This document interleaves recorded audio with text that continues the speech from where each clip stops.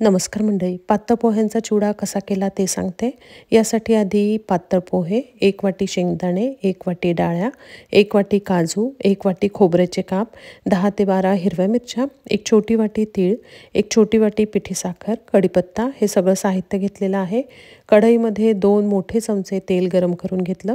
त्यामध्ये हळद घातली आणि पातळ पोहे छान त्यामध्ये घातले आणि मंद आचेवर थोडे थोडे करून 2 वेळेस हे पोहे भाजून घेतलेले आहेत. हळद तेलात टाकल्यामुळे पोह्यांना सगळीकडनं हळद लागते आणि पोह्यांचा रंग पण खूप छान येतो. त्यामुळे हे पोहे असे करून छान खरपूस असे भाजून घेतलेले आहेत आणि एका छोट्या कढईमध्ये अर्धी वाटी तेल घेतले.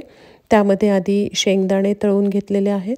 त्यानंतर एक एक करून खोबऱ्याचे काप, काजू, डाळ्या, त्यानंतर सगळ्यात शेवटी हिरव्या मिरच्या, कढीपत्ता, तीळ आणि यामध्येच एक छोटा चमचा हिंगसुद्धा घातलेला आहे आणि चवीनुसार मीठ घातलं आणि हे सगळं मिश्रण भाजलेल्या पोह्यांवर टाकलेलं आहे आणि सगळीकडनं छान हलवून घेतलं. त्यानंतर सगळ्यात शेवटी 2 छोटे चमचे पिठी साखरसुद्धा या चिवड्यावर पेरलेली आहे आणि सगळीकडनं हा पोह्यांचा चिवडा मिक्स करून घेतलेला आहे. खूप छान खुसखुशीत असा पातळ पोह्यांचा चिवडा तयार झालेला आहे.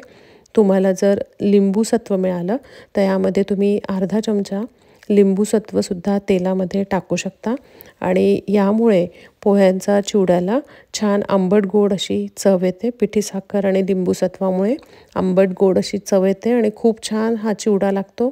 तुम्हीसुद्धा नक्की घरी करून बघा. या दिवाळीसाठी सगळ्यांना खूप आवडेल. धन्यवाद.